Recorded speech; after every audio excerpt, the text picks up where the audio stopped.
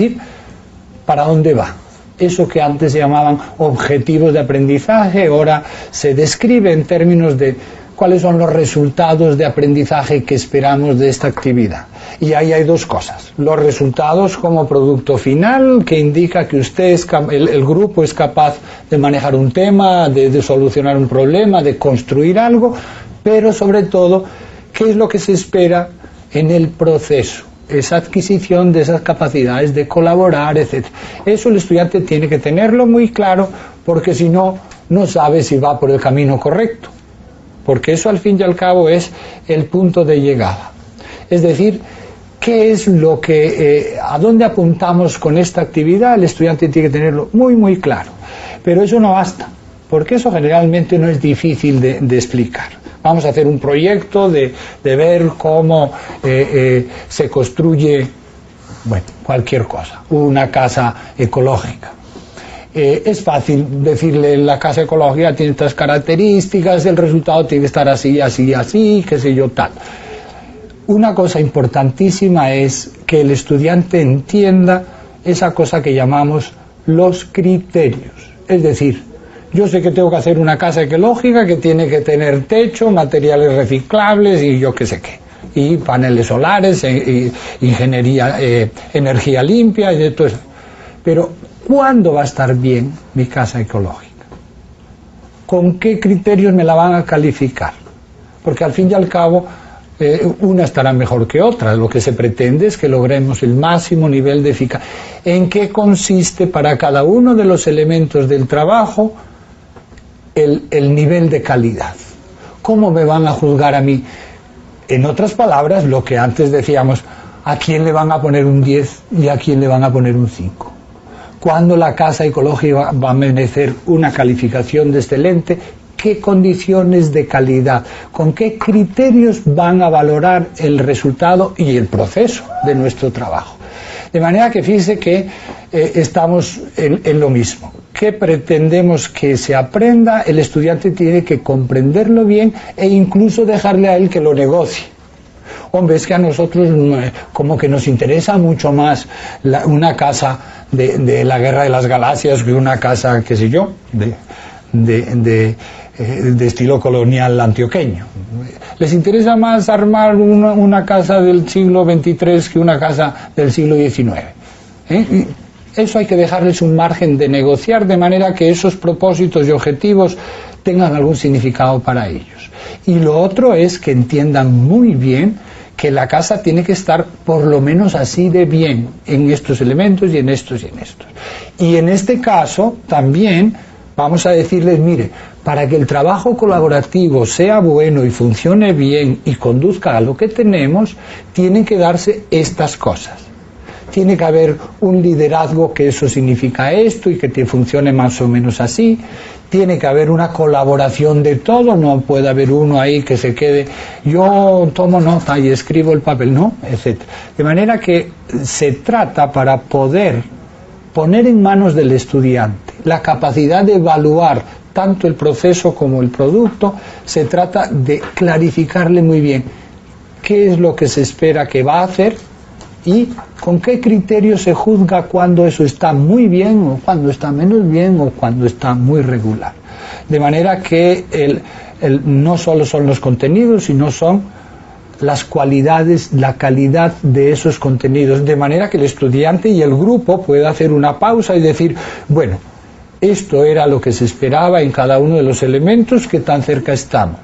Y también se esperaba esta calidad. Ya hemos terminado esto, sí cumple los criterios de bien hecho que nos habían dicho, y entonces tienen la oportunidad de regular ellos mismos y de tomar decisiones de qué conviene hacer para acercarnos cada vez más, tanto al producto o resultado final, como al buen hacer y al buen desempeñarse en eso que llamamos la metodología o el funcionamiento del trabajo colaborativo.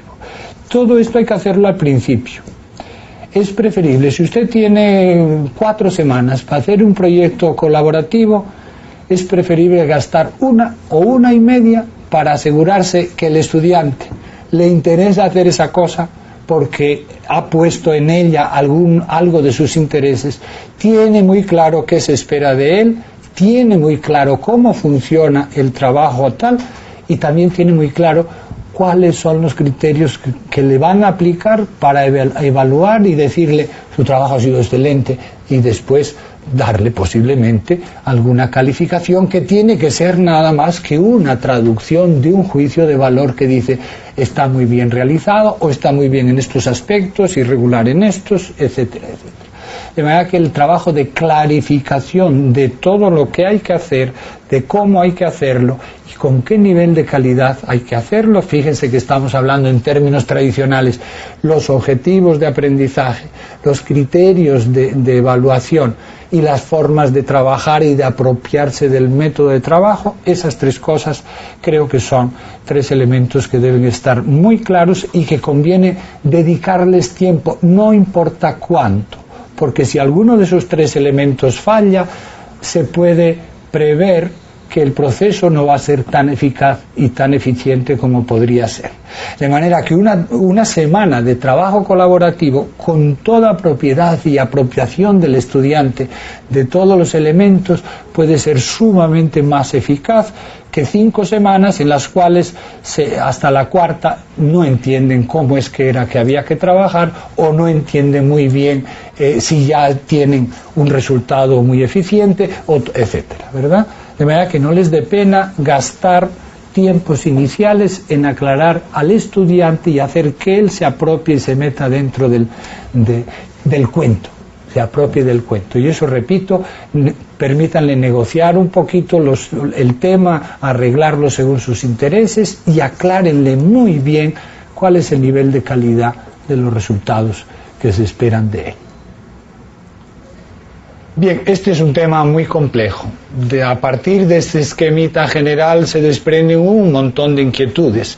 Por ejemplo, una de ellas es, bueno, ¿y el profesor qué hace durante todo ese proceso? ¿Se sienta ya a verlos cómo trabajan?